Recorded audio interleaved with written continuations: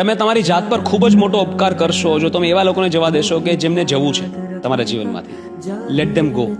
નો chasing, no begging, no clinging, no asking, no convincing, nothing. જવા દો.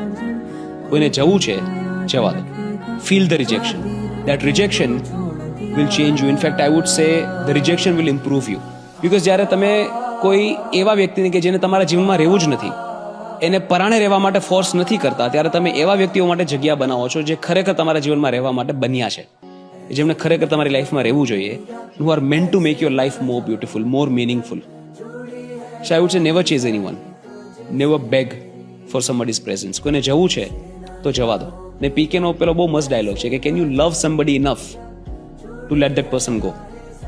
એટલે ક્યારેક તમે કોઈ વ્યક્તિને ખૂબ જ પ્રેમ કરતા હોય અને એવું થતું હોય કે યાર એ જશે ને હું નહીં જીવી શકું, then you're not loving that person enough. Because the purest and the highest form of love is when you can really let somebody go. જવું છે તો જવા દો. Feel the rejection. Rejection will always improve you. That is what I believe.